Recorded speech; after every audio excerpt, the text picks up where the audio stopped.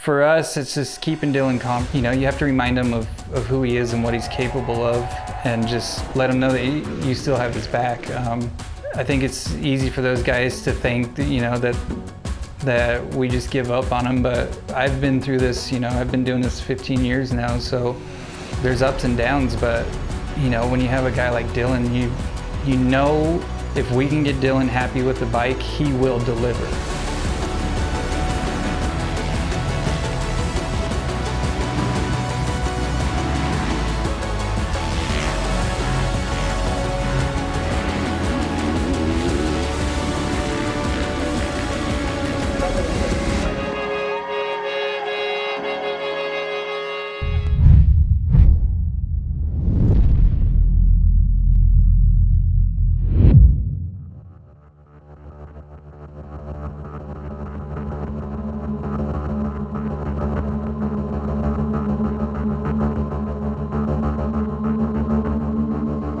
Coming into Southwick on setup day on Friday, Ziggy, he reminded us all that Dylan has never not podiumed at Southwick. So that already kind of just reminded us of the pressure situation that we're in.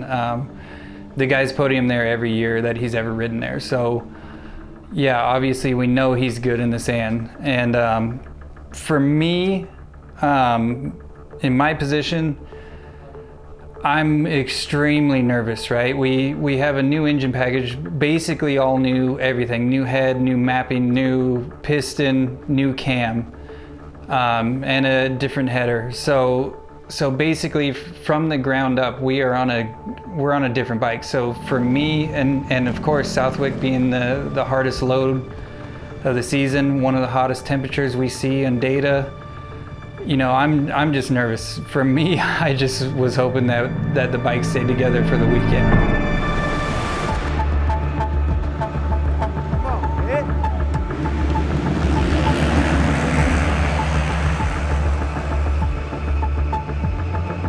Unfortunately for Dylan, he went down in the first moto, first turn, first moto.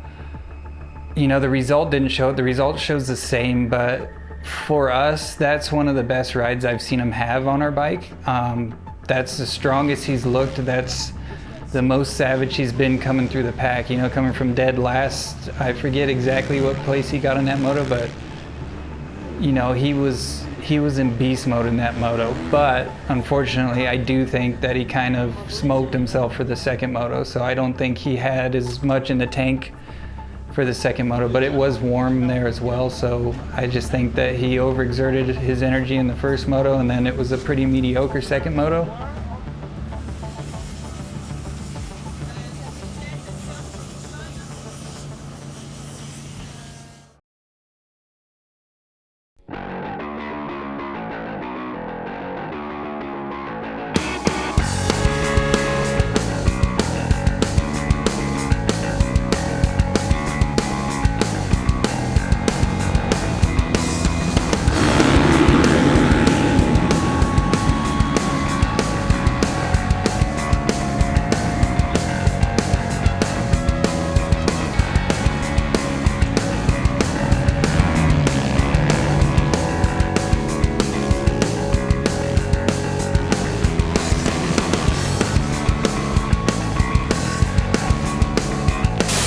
Whatever happened, I didn't even see. He inside and just jumped to the outside rut, hit Phil, and they just pancaked. So. And then their bikes were tangled? Yeah. Dylan threw his hands up for a minute, so I don't know if like... If they're like, what the fuck are you doing? Yeah. Is what it is. Yeah, turn the bike around and do it again.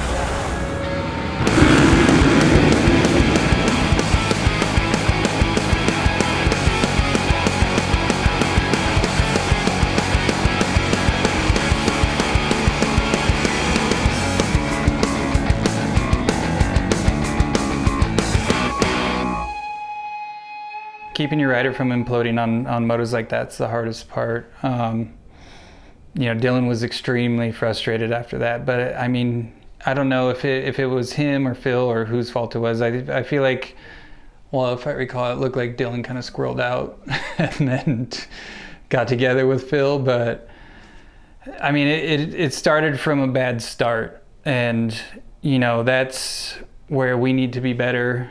We need to consistently be in that top 5 every moto. So, if we were there that race,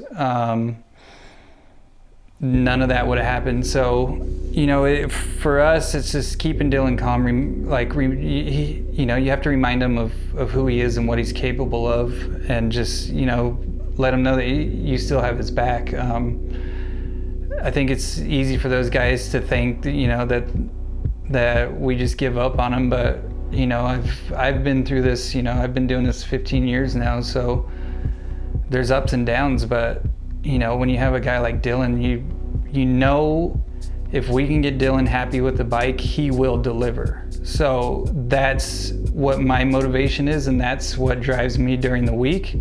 I know that if we can unlock him on the bike, then he'll take care of the rest. So right now, that's my goal. That's the team's goal, is just to keep pushing in that direction until we can unlock him. And then once he's unlocked, everyone's gonna know it because he's gonna be up front.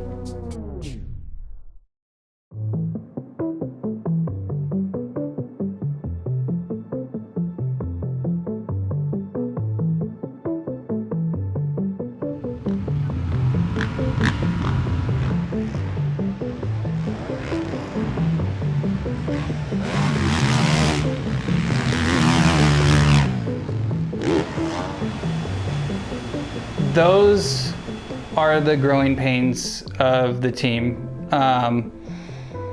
We did have to change a motor, but it's from little mistakes that they add up, and that's the stuff that we're trying to eliminate. Is just these little nuances and mistakes. So we haven't, knock on wood, we haven't had a major engine problem yet.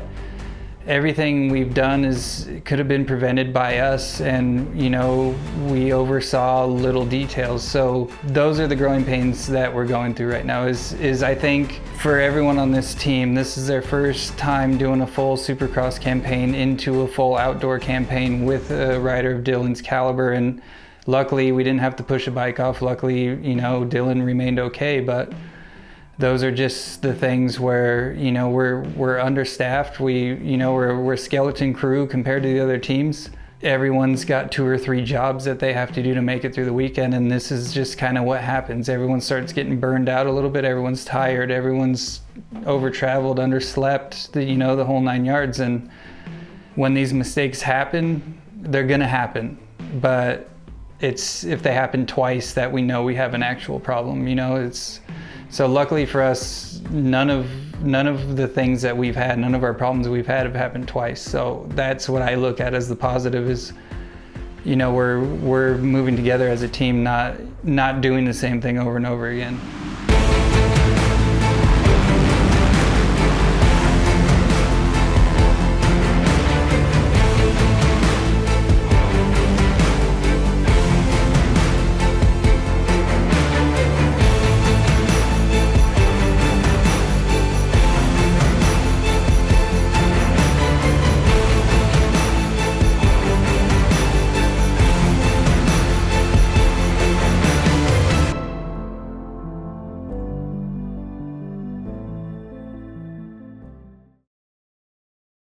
My focus for the 2-week break was the same as it was the first break we had, which was to do another round of development. So we've had a couple more test parts made in the last 5 weeks, and once again the numbers came up again, and I think this time we've bridged that gap to a top level bike.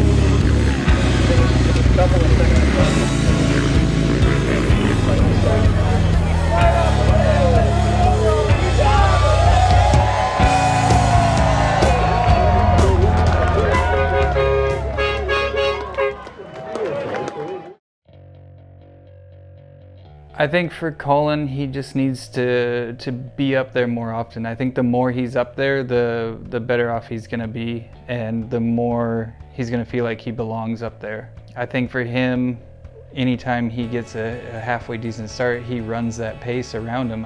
But I don't know, I mean, these guys have been saying it for years, right? Like, you know, we've all ridden at some point. It's extremely hard to pass someone that you're only a tenth of a second faster than. It's, you know, and all of these guys are so close in time that, you know, if you're 20th, maybe you get to 19th, and it's hard, and those guys are just eating roost. I mean, if you watch the racing back there, it's battles the whole 30 minutes. You know, they're just banging bars, knifing on each other. It's nuts. So I just think, once again, that start is one of the most important parts of the whole race, because if you're 10th, you give yourself a fighting chance. If you can put in a good first 5 minutes, I think that's a really important thing too.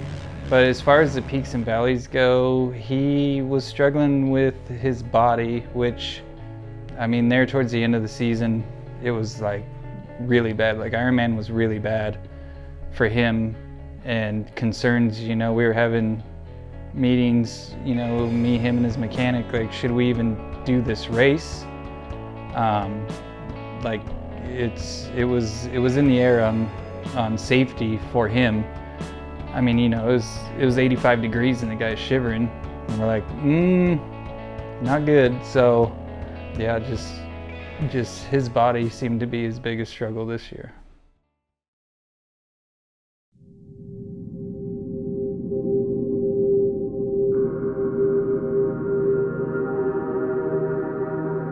You know, it's a bummer that we went DNS at Ironman, because we would have, I believe, been 6th in the championship, but we ended up 7th. So, I mean, that puts us as the first privateer bike, which, yeah, we do get a little bit of help from Honda on a few parts, but I mean, all in all, I would call this a privateer bike. You know, all the parts that, you know, all of our engine parts and all of that is all stuff you can buy from Hinson. You know, you can call the piston manufacturer and get pistons made.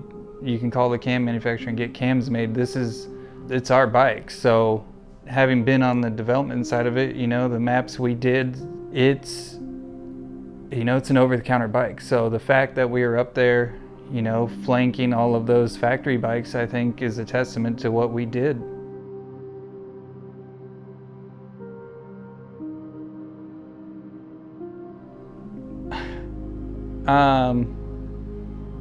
It's rough. By the 11th round of motocross, it's bad, and I think the peak of the season, at least for me, and my frustration and exhaustion and all of the rest of it, was the 5-race sprint in the middle. Just, it feels like you don't even know what city you're in anymore. You know, it's like Groundhog's Day. It's just every day you're going to an airport or going to the track or going back to an airport or waking up at 3 a.m. for a flight, coming home grinding, waking up for 3 a.m. for a flight again. So I just think it grinds for us, the crew.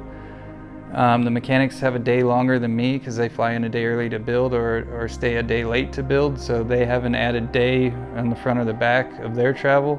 And I mean, it's the same on any team I've been on. The tensions start running high. I mean, you know, people, you know, the guys with wives and kids and significant others and all that,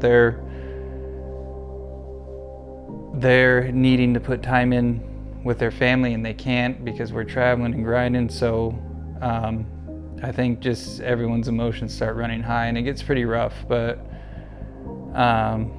we started going down a path that was pretty bad, but I think towards the end, I feel like we came out of it pretty good, and I think the team finished in a really good spot as far as morale and people getting along. I think we had a couple people that had some, you know, just some back and forth banter and some nonsense, and I think, you know, they worked through it and all in all, I think the mentality got a lot better there towards the end.